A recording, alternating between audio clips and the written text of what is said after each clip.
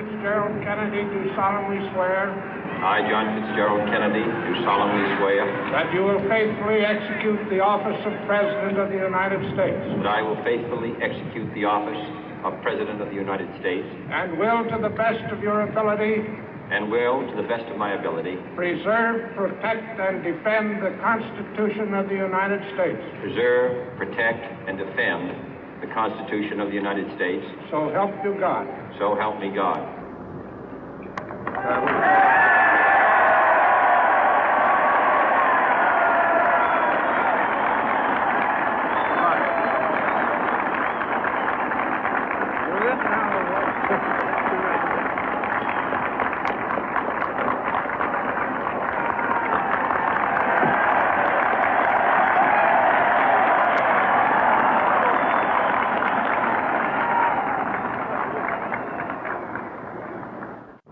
Vice President Johnson, Mr. Speaker, Mr. Chief Justice, President Eisenhower, Vice President Nixon, President Truman, Reverend clergy, fellow citizens. We observe today not a victory of party, but a celebration of freedom, symbolizing an end as well as a beginning, signifying renewal as well as change. For I have sworn before you and Almighty God the same solemn oath our forebears prescribed nearly a century and 3/4 ago. The world is very different now, for man holds in his mortal hands the power to abolish all forms of human poverty and all forms of human life. And yet the same revolutionary beliefs for which our forebears fought are still at issue around the globe. The belief that the rights of man come not from the generosity of the state, but from the hand of God. We dare not forget today that we are the heirs of that first revolution. Let the word go forth from this time and place to friend and foe alike that the torch has been passed to a new generation of Americans born in this century, tempered by war, disciplined by a hard and bitter peace, proud of our ancient heritage, and unwilling to witness or permit the slow undoing of those human rights to which this nation has always been committed and to which we are committed today at home and around the world.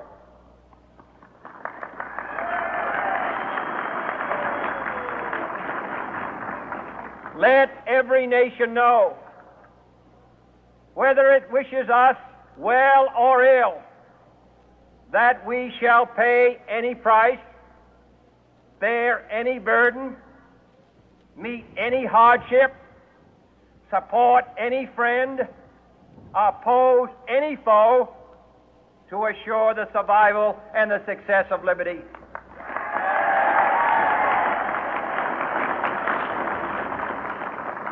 This much we pledge and more. To those old allies whose cultural and spiritual origins we share, we pledge the loyalty of faithful friends. United, there is little we cannot do in a host of cooperative ventures. Divided, there is little we can do, for we dare not meet a powerful challenge at odds and split asunder. To those new states whom we welcome to the ranks of the free, we pledge our word that one form of colonial control shall not have passed away merely to be replaced by a far more iron tyranny. We shall not always expect to find them supporting our view, but we shall always hope to find them strongly supporting their own freedom, and to remember that in the past, those who foolishly sought power by riding the back of the tiger ended up inside.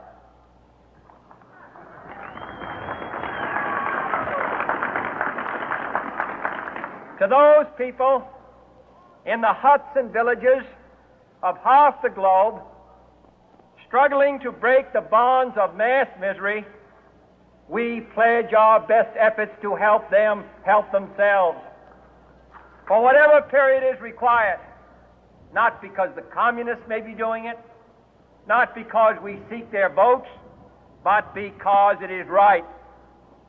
If a free society cannot help the many who are poor, it cannot save the few who are rich.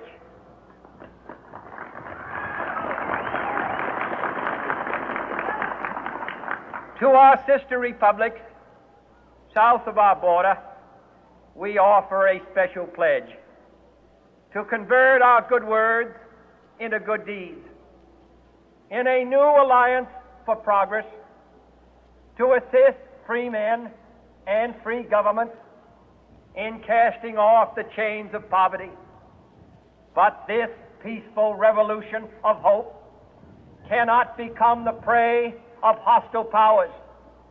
Let all our neighbors know that we shall join with them to oppose aggression or subversion anywhere in the Americas.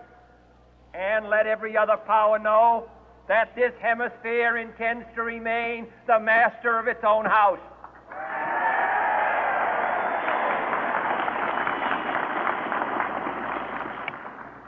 To that World Assembly of Sovereign States, the United Nations, our last best hope, in an age where the instruments of war have far outpaced the instruments of peace, we renew our pledge of support to prevent it from becoming merely a forum for invective, to strengthen its shield of the new and the weak, and to enlarge the area in which its writ may run.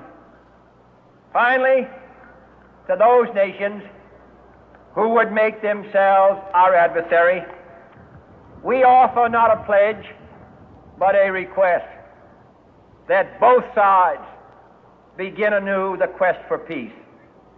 Before the dark powers of destruction, unleashed by science, engulf all humanity in planned or accidental self-destruction, we dare not tempt them with weakness, for only when our arms are sufficient beyond doubt can we be certain beyond doubt that they will never be employed.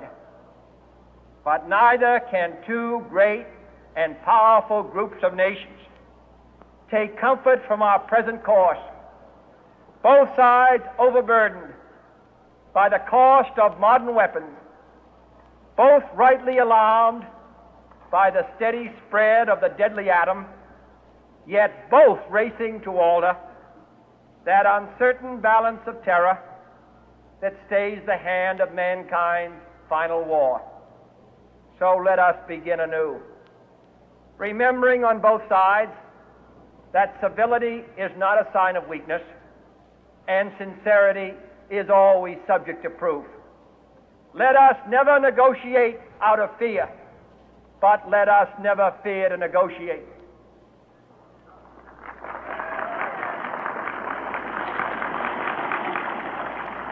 Let both sides explore what problems unite us, instead of belaboring those problems which divide us. Let both sides, for the first time, formulate serious and precise proposals for the inspection and control of arms, and bring the absolute power to destroy other nations under the absolute control of all nations.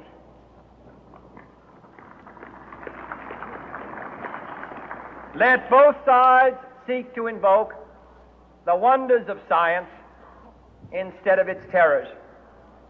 Together, let us explore the stars, conquer the deserts, eradicate disease, tap the ocean depth, and encourage the arts and commerce. Let both sides unite to heed in all corners of the earth the command of Isaiah to undo the heavy burden and let the oppressed go free.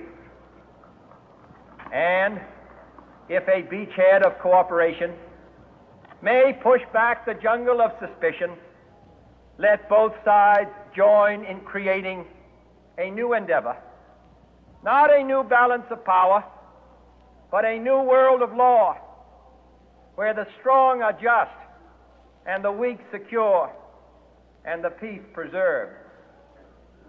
All this will not be finished in the first 100 days, nor will it be finished in the first 1,000 days, nor in the life of this administration, nor even perhaps in our lifetime on this planet. But let us begin.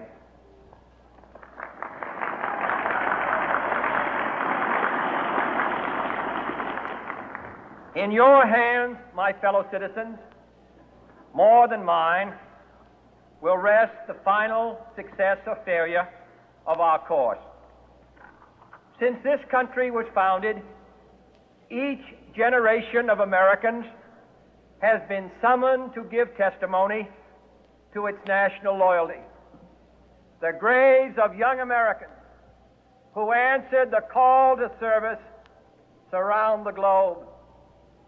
Now the trumpet summons us again, not as a call to bear arms, though arms we need, not as a call to battle, though in battle we are, but a call to bear the burden of a long twilight struggle, year in and year out, rejoicing in hope, patient in tribulation, a struggle against the common enemies of man, tyranny, poverty, disease, and war itself. Can we forge against these enemies a grand and global alliance, north and south, east and west, that can assure a more fruitful life for all mankind? Will you join in that historic effort?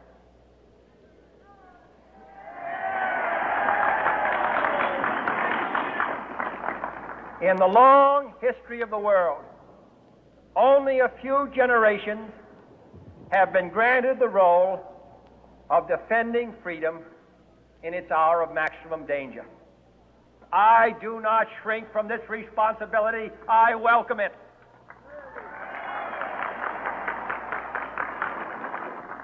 I do not believe that any of us would exchange places with any other people or any other generation. The energy, the faith, the devotion which we bring to this endeavor will light our country and all who serve it. And the glow from that fire can truly light the world. And so, my fellow Americans, ask not what your country can do for you, ask what you can do for your country.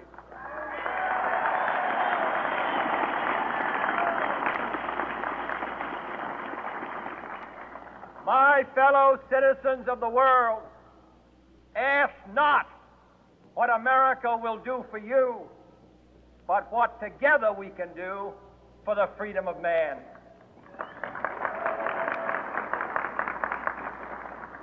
Finally, whether you are citizens of America or citizens of the world, ask of us here the same high standards of strength and sacrifice which we ask of you.